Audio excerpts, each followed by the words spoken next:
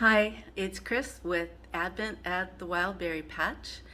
This is day 13, and we are studying the symbols of Christ. And today, the symbol is a stone.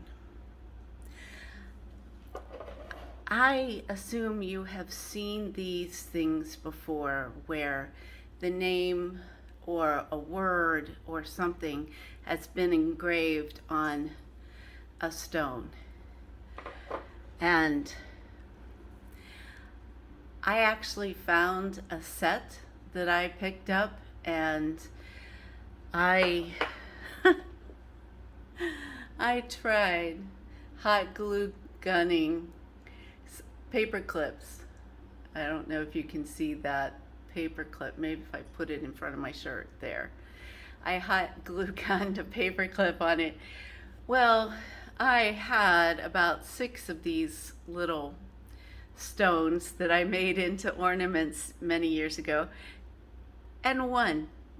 There's a lot of paper clips with some yellow glue sitting in the box, but one stayed. So I don't know that that was the best way to make that stone. I think I'm going to put the Jesus and God stones on the skirt around the tree this year.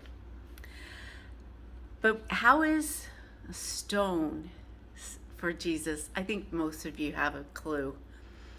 I was trying to figure out, when I was writing this blog, I was trying to figure out another symbol for Christ. And one of the options was a rock. The Lord liveth, and blessed be my rock, and let the God of my salvation be exalted. Psalm 18:46. I had asked some people what other symbols could they think of about that would make them think of Christ.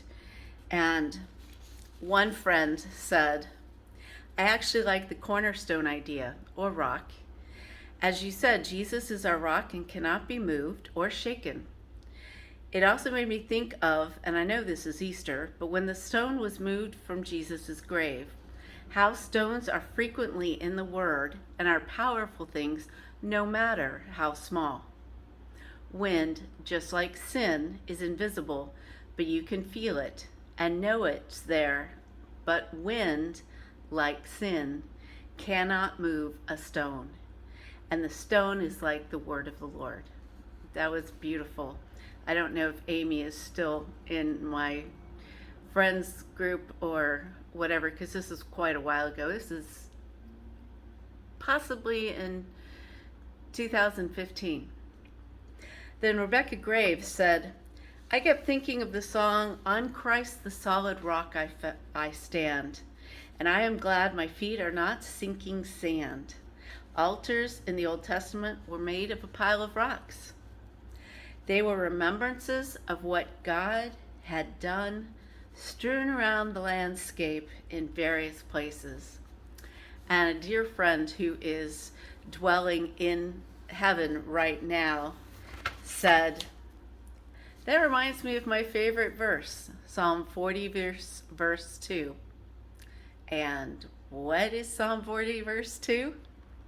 He brought me up also out of a horrible pit, out of a miry clay, and set my feet on a rock, and established my goings.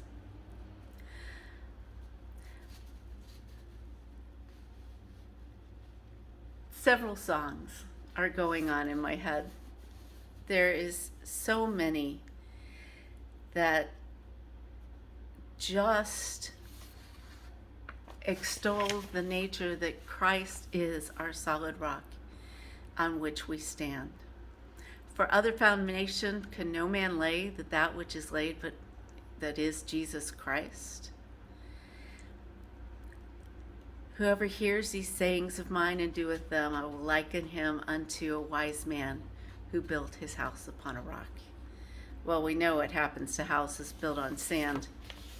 And unfortunately, we know what houses built on peninsulas go through with hurricanes. And I'm not making fun of people that live on islands or peninsulas,